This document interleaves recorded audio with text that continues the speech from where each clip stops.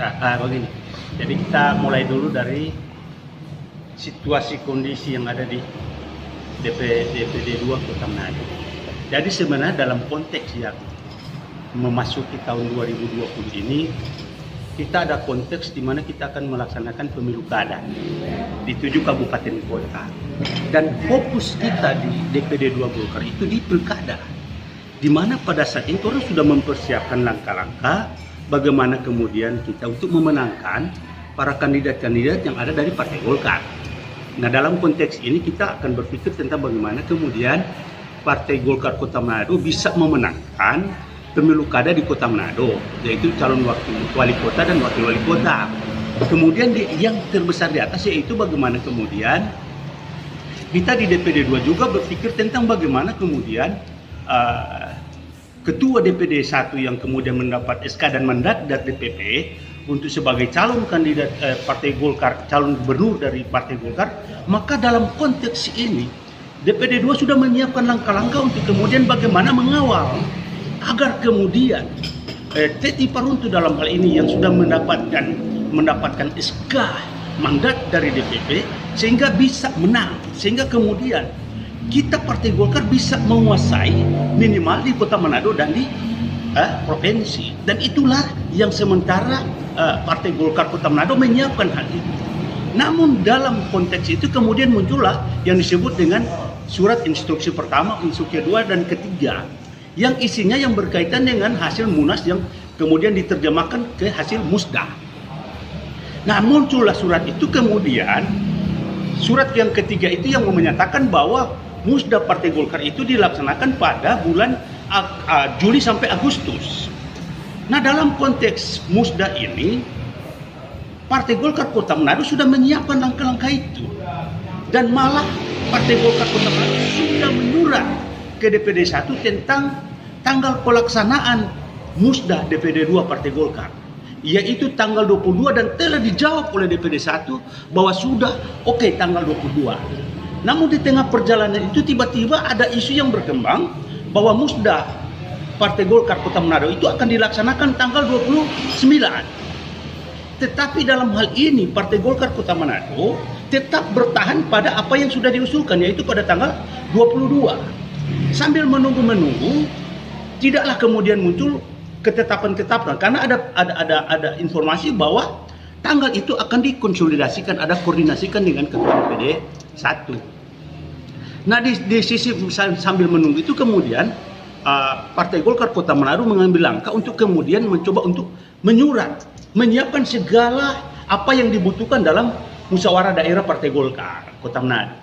Nah, disitulah kemudian segala sesuatu, dan kemudian saya yang diperintahkan untuk kemudian memulai melaksanakan itu dengan menghubungi dalam hal ini hotel yang akan dilaksanakannya Musda ke-10 Partai Golkar Kota Manado, yaitu di Forponya. Itu sudah diputuskan oleh panitia penyelenggara. Kemudian berkaitan dengan panitia sudah ditandatangani oleh Denny Sondak sebagai kapasitas sebagai ketua DPD 2 dan Dolphy Mamengko sebagai sekretaris di sana untuk panitia penyelenggara dan seterusnya.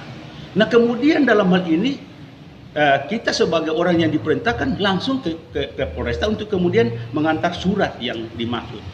Setelah itu kemudian kita langsung ke DPD 1 untuk mengantar seluruh surat yang dibutuhkan dalam rangkaian untuk bagaimana melaksanakan Musda Partai Golkar ke-10 itu. Nah, pada saat tanggal 9, tanggal 18 surat itu sudah masuk dan sudah di WA oleh sekretaris DPD Partai Golkar Kota Manado kepada Ibu Teti Paruntu. Kemudian ada satu surat yang belum memang diantarkan oleh DP2 yang termasuk ada pada saya itu yang belum terantarkan, yaitu surat yang kemudian mengkoordinasi tanggal pelaksanaan Musda kepada Ibu Ketua Teti Paruntu. Namun yang kami sangat heran yaitu pada saat permohonan itu yang kami sudah laksanakan, tiba-tiba yang muncul bukan jawaban di mana akan mengiyakan tanggal tersebut, tetapi yang muncul ke kami yaitu adalah PLT.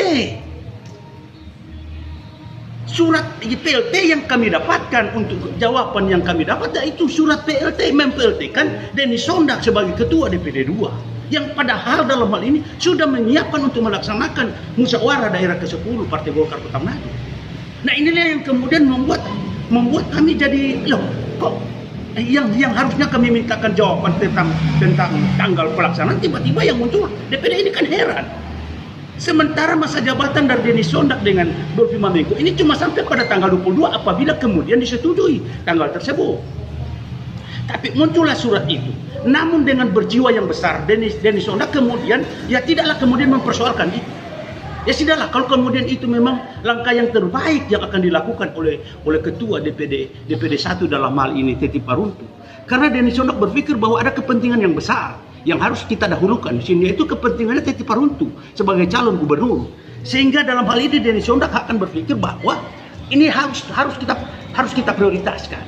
Biar tidaklah masalah buat saya karena kemudian ini sudah di-PLT-kan. Tapi bagaimana kemudian kita harus mengamankan agar supaya Teti Paruntu itu bisa menjadi kandidat menjadi calon gubernur dan menjadi gubernur di Provinsi Sulawesi Utara.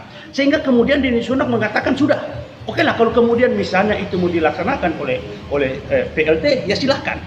Nah kemudian pada satu waktu kemudian kami mendapatkan undangan untuk dilaksanakanlah pleno, diperluas. Nah, saya dalam hal ini sebagai Kepala Sekretariat, juga sebagai Ketua PK Bunaken, terundang dalam hal ini untuk ikut dalam pleno yang diperluas. Nah, di dalam pleno itu saya sudah bertanda tangan bahwa saya sebagai Ketua PK.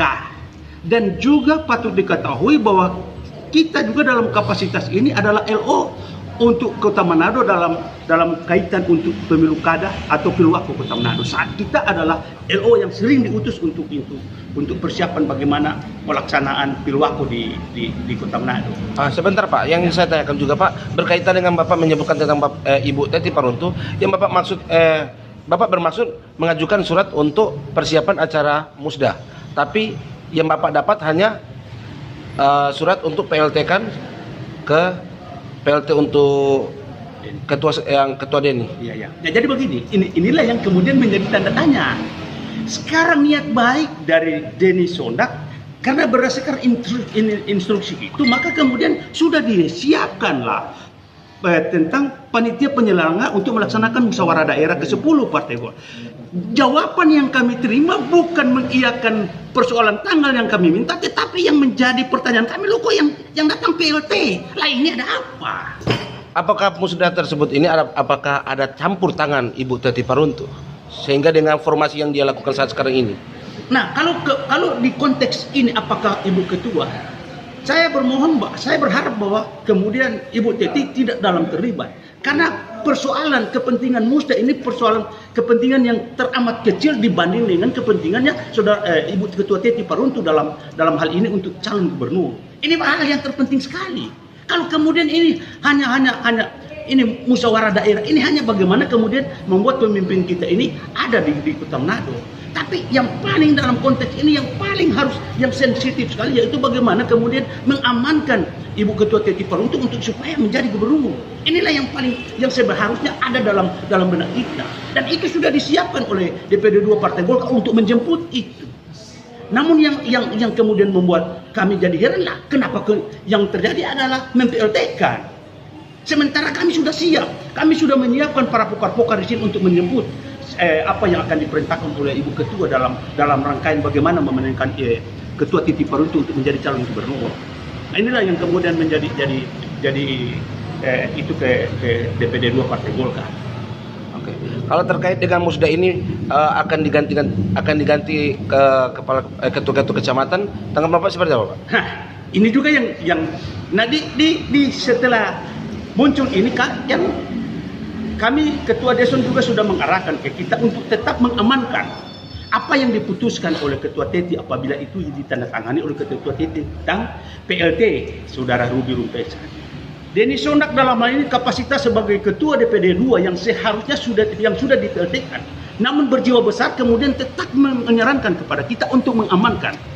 Karena apa yang dikatakan oleh Denny Sondak bahwa yang terpenting adalah bagaimana mengamankan kepentingan daripada Teti Paruntu di dalam hal ini. Namun di tengah perjalanan kemudian sepertinya Apakah kemudian ada faktor X yang di sana yang kemudian memainkan ini sehingga membuat suasana musda Partai Golkar ini menjadi gaduh. Gaduhnya di mana? Karena kemudian muncul isu-isu bahwa ada terjadi pergantian PK-PK yang sudah seharusnya betul-betul melaksanakan tugas dari kemarin. Tugas yang diemban oleh PK-PK ini sudah jelas.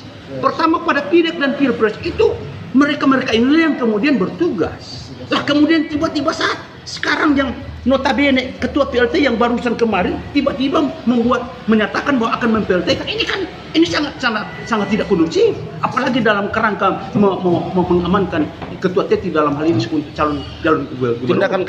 Tindakan PLT Pak Ruby, apakah tindakan ini diketahui oleh DPD 1 Ibu Teti Paruntu? Nah, inilah yang menjadi persoalan bagi kami. Apakah tindakan yang dilakukan saudara Ruby dalam hal ini sebagai ketua PLT sudah dikoordinasikan dengan pihak DPD 1 berkaitan dengan ini, sehingga kemudian sebenarnya ini membuat tidak gaduh ini, dan kami di sini tidak mau persoalan ini terjadi. Karena biarlah ini musda ini dia bergulir seperti apa adanya, kondusif, aman, dan kita bisa kemudian menjemput apa yang dikatakan bahwa kita harus mengamankan ketua TT jadi gubernur. Inilah yang kemudian jadi beban ke kita. Tapi ini menjadi goyah akibat karena adanya isu-isu bahwa akan ada PLT di PK-PK yang ada di Kota Manado. Bukankah kalau untuk pergantian ketua-ketua kecamatan harus melalui muscap, Pak? Sebenarnya kalau dalam anggaran dasar, anggaran rumah tangga, tidak diatur tentang apakah seorang PLT bisa mem-PLT-kan. Tidak ada dalam anggaran dasar, anggaran rumah tangga. Nah, ini menjadi tafsiran yang sangat membuat sangat rugi bagi Partai Golkar yang sangat besar ini. Ya kalau kemudian misalnya tiba akal, saya sebagai ketua PLT apa saja saya bisa lakukan. Nah, ini kan menjadi pertanyaan yang besar. Partai ini partai yang besar. Apakah ini ada muatan-muatan untuk Pak PLT?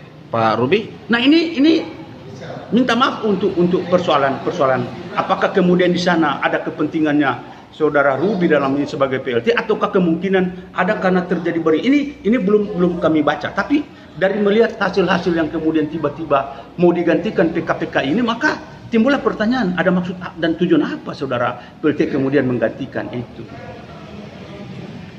Makasih.